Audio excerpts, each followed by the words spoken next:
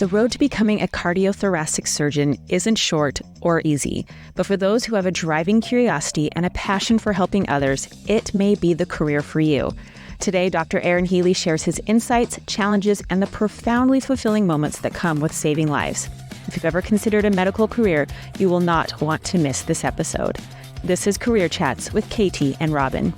Welcome, Aaron. We're so excited to have you on Career Chats today. Thank you for having me. I've been looking forward to it. To begin, why don't you tell us what you do and what a typical day on the job looks like?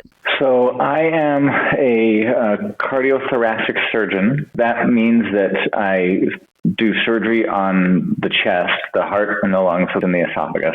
I actually mostly do almost exclusively just heart surgery. I don't really do much on the lungs or the esophagus, which is, from my perspective, is great.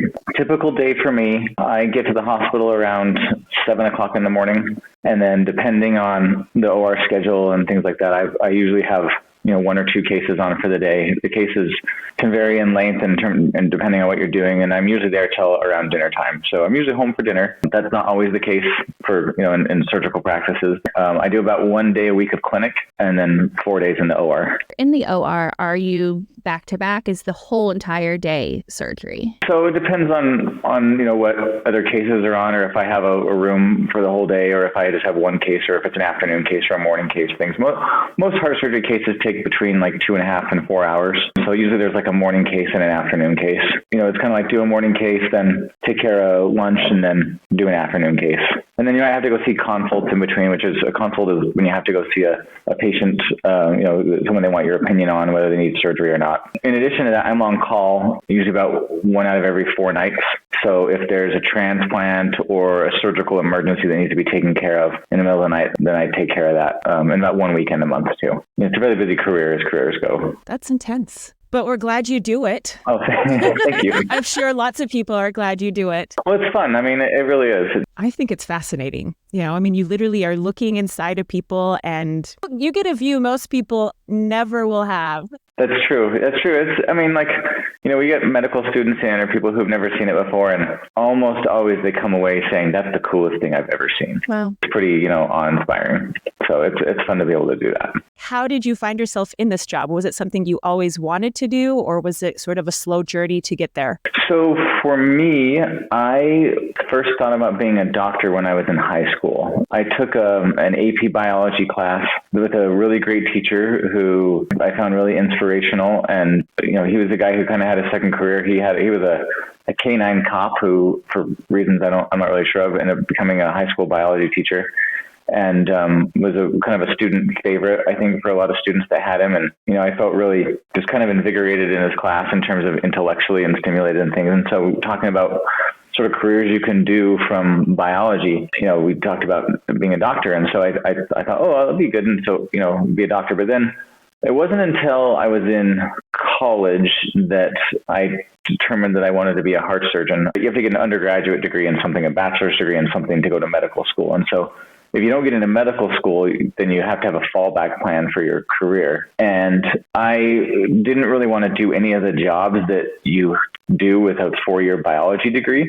So I decided, well, if I don't get into medical school, I want to have a job that I want to have. And so I majored in biomedical engineering as an undergraduate. And that led to a job while I was in college working for the Utah Artificial Heart Program. I was at the University of Utah. And so the Utah Artificial Heart Program was a program set up at one of the local hospitals where they implanted artificial hearts and mechanical heart pumps in people with bad heart failure.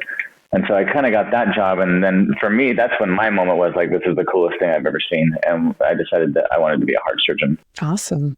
Okay, so keeping on with the schooling and the requirements, we know you have to get into medical school, but take us through the process and then what happens after medical school with matching. Tell our listeners how that works. Every medical school in the United States basically has requirements to get into it, and they're all pretty similar. So in addition to having a good GPA, you have to take a test called the MCAT, or the Medical College Admissions Test, and you have to score well on that. So those are the kind of two big academic hurdles you have to jump over. In addition, though, there's a lot of requirements that the schools have in terms of certain numbers of volunteer time, of exposure to a medical field, of research, All of those things go into making a strong application. And so anyone who's thinking of going into medicine, I would recommend that you pick up the AMCAS.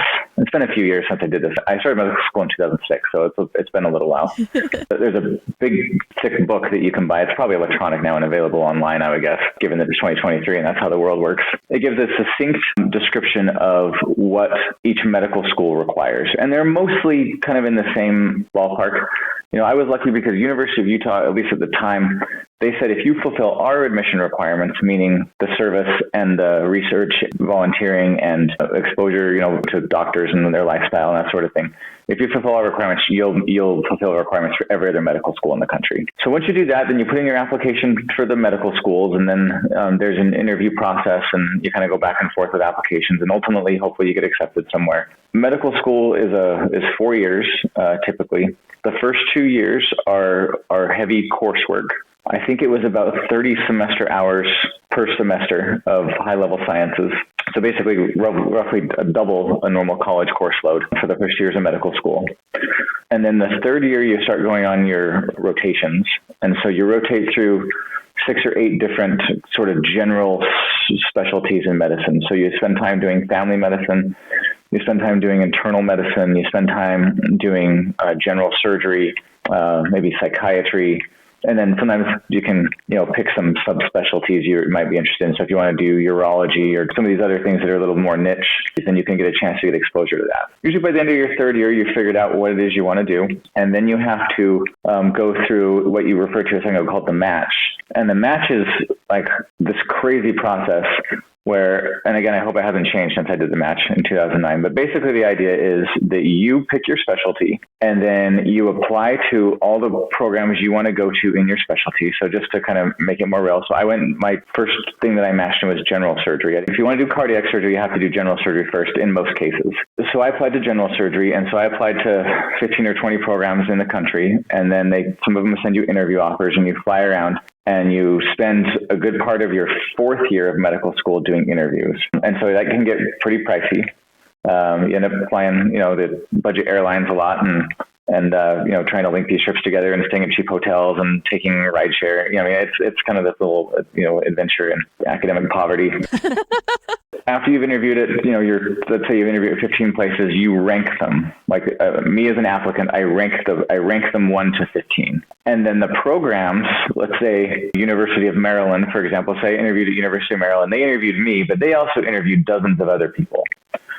So they rank everyone they interviewed 1 to 60 or 70 or 80 or 100 or however many people they interviewed. And then all the universities and all the applicants submit their lists to the match.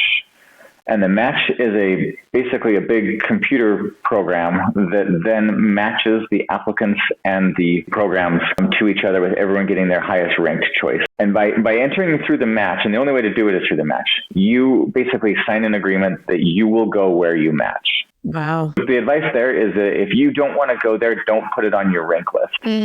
So if I interview and I don't like their program, then I should not rank them because I don't want to go there. Yeah, just don't put it on there. That's good advice. Don't put it on the list if you cannot see yourself in that space. Correct. The programs are doing the same thing to you. If you go there and you're some weird guy or say some offensive things or something like that on the interview trail, they will not rank you on their list either. Right. How many spots are most places having available? It depends on the specialty and it depends on the type of programs. For general surgery, most of the programs are between, I would say, some community programs might be smaller, might have 2 or 3 spots a year at a particular hospital. There are some bigger programs that take around a dozen residents a year in general surgery. They're some of the bigger ones. So most probably fall in the 5 to 8 range. Still not a lot. Yeah. So you really got to be on your game and do your best to try to have a good application. So it never stops. You got to keep applying and doing all these things. So while you're doing all this, you've also taken the medical licensing exams. There's 3 steps to the medical licensing exam that you take at the end of medical school. And so then at the end of the 4 years of medical school, you have matched where you're going, you know where you're going to go. And then you have also hopefully pass your medical licensing exam and you graduate and you get the degree of medical doctor. That's where you get the MD behind your name. So you graduate medical school, you are an MD, you're a doctor. You probably don't know anything about taking care of anybody at this point. But you know a lot of science and been on rotations for a year. But in terms of practical doctoring, that's where residency comes in. And so residency then is the next few years of your life. And residency training, depending on the specialty, can last from 3 to 10 or 11 years, depending on what you're doing. So most specialties kind of go through an initial sort of generalist training program. You go 3 years for family medicine.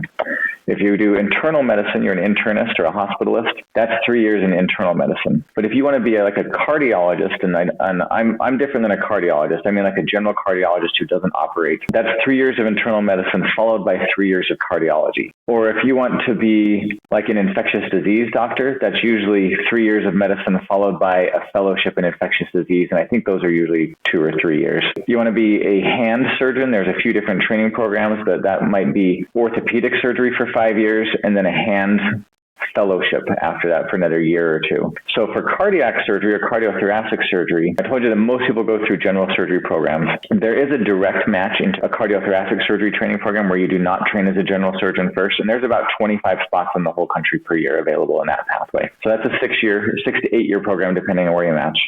But most people who do cardiac or cardiothoracic surgery do general surgery first. General surgery is 5 to 7 years.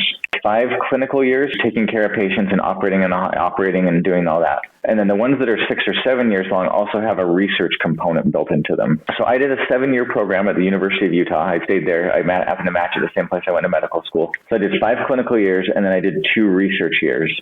And so what do people spend their research years doing? Well, it's a variety of things. Some people will spend it in the lab doing, kind of real basic science type work. Other people will spend it doing building up international programs. I did 2 years of coursework and research and got a master's in clinical investigation. So what that means is like clinical trial designs. You watch the NBC nightly news and they'll say, a new clinical trial shows these results, blah, blah, blah, blah, blah. That's sort of the design of how those trials are put together, who can be eligible to be in the trial, the statistical analysis for how you make it. That's all what I did during those 2 years. Once you kind of have done your main medical specialty, your, like in my case, general surgery training, then there's another match into your fellowship training program. I wanted to do cardiac surgery. I had a really research heavy experience, and at the time I was really research focused and thought I wanted to do an academic career, meaning not in a community hospital, not private practice. But academic practice where I'm teaching residents and medical students. I'm still doing surgery, but kind of doing that whole research and academic thing. So I applied to mostly academic programs. I think I applied to 11 or 12 cardiothoracic surgery training programs. In these programs, some of them were a little more cardiac heavy, some are a little more thoracic heavy. I knew I wanted to do heart stuff. So I tended to apply to more cardiac heavy programs. Cardiac surgery fellowships are either 2 or 3 years, depending on the university. And I ended up matching at the University of Minnesota in Minneapolis for a 3-year cardiothoracic surgery training program. Moved to Minneapolis for 3 years and spent 3 years doing that. And this is one of the longer pathways in medicine. I think the only way to make it longer would be to do a year of congenital heart surgery. You typically be like 4 years undergrad plus 4 years of medical school, and then 7 years general surgery and 3 years of cardiac surgery. So this is 18 years after high school for this training path. Wow. It's really intimidating to a lot of people. They go, oh my gosh, I don't want to do that. I don't want to be in training for that long. I want to get my job and do my thing. I think the perspective to look at it is I'm going to be 35 years old anyways. Like no matter what you're going to do, you're going to turn 35. If you're in high school or college, you're going to turn 35 at some point. So you may as well be what you want to be when you turn 35. So don't let that slow you down. I love that. That's dedication, man. And now you're in Sacramento. So how'd you get there? In the last year of training, I started applying for jobs, and I wanted to do just a cardiac job. That's where my passion was. That's what I liked. So I applied to places that were kind of high volume, meaning lots of surgery. And I really wanted a place that specialized in heart failure. Heart failure surgery basically is, put simply, that's places that do heart transplants and places that do mechanical circulatory support. If you've ever heard of an LVAD, left ventricular assist device, it's an implantable heart pump, or the total artificial heart, which is a lot less common. But places that do LVADs and heart transplants, that's where I wanted to work. So I applied to places that primarily did that type of work, interviewed at a few of them, and fortunately found this place in Sacramento, at Sutter Medical Center that was a really good fit. Nice. That's a journey. Yeah, it really is. I don't want to make residency, and I mean, it already sounds kind of like a long time, but residency is really tough. Residency and fellowship, there's work hour restrictions that you can't work more than 80 hours a week, which sounds pretty crazy to a lot of people. It used to be, 100 to 120 hour weeks were pretty typical. And you really do need that much time in the hospital to get the breadth of exposure and the experience. So, you're sleep deprived, your social life and your personal life can definitely suffer because of the sheer quantity of time and dedication that's required to the training. So that's not to say you can't have a very happy, fulfilling life while you're in residency and fellowship. A lot of people do it, and it works really well. Like going into medicine in general and into surgery in particular is not a job. It's a lifestyle. If you have to understand that you are making a lifestyle commitment for the next several decades. And if you don't want to make that commitment, then it's probably not the right choice for you. Because if you want a 9-to-5 job that you go home and forget about it, you shut your computer off and go home and don't think about it until the next day, this is not the career for you. Right. I'm sure all your patients are glad that you committed and followed through. For listeners who may have already committed to medical school or trying to figure out what specialty to go into, I think my advice is to pick something that you are interested in and that's going to make you happy, because it takes a lot of time and commitment to get where you're going. Right. So what's your favorite part about the work you do? There's a lot of things. I like the people I work with. I work with really bright, intelligent people. I think that it's really rewarding to help people whose lives otherwise would be over because of heart failure. A young woman that I operated on within a year of practice, but she was only 25 or 26 and had a familial form of heart failure that caused her heart to go bad, and we used a couple of different mechanical support devices to bridge her through to a transplant a couple of years later, and she just got her transplant a few months ago, and she's really inspirational. During that time, she got her teaching degree. She was teaching 6th grade. She got married, and now she has a heart transplant, and she has a whole new life in front of her, when just a couple of years ago, she had a couple episodes of cardiac arrest that nearly ended her life. So it's really rewarding to be able to help people. Oh, yeah. Well, and we have to ask, what's your least favorite? My least favorite is when patients don't do well. People are really sick who need heart surgery. And, sometimes there's people that don't make it. That's really difficult. And particularly if they're young. The highs are really high and the lows can be really low in this job. Yeah. Makes sense. Mm-hmm. Wow. Well, I feel like you've given us so much information and things to think about, especially for anyone who's thinking about doing anything in medicine, really. Is there anything else you'd like our listeners to know about becoming a heart surgeon or going through the process of medical school? I would just say that it's totally worth it. Don't be scared. If you think it's for you, try it on. Try shadowing a doctor. Try taking a science class. See if it's something that speaks to you, and you might be surprised. I think a lot of people like research and science. I think as human beings, we're naturally curious. Most people have a natural curiosity about something. If you think it might be medicine, then figure out if that's for you and pursue that. You owe it to yourself. You just got one life to live, and don't sell yourself short. Great advice. Aaron, thank you so much for being here today. This was so great, and we really appreciate it. Yes, thank you. Oh, my pleasure. Happy to do it. Career Chats is hosted by Katie Huddleston and Robin Coney. Show notes and guest info can be found on our website, careerchats.show. If you enjoyed this episode, we'd love you to subscribe and share this podcast with your friends. Until next time, stay curious.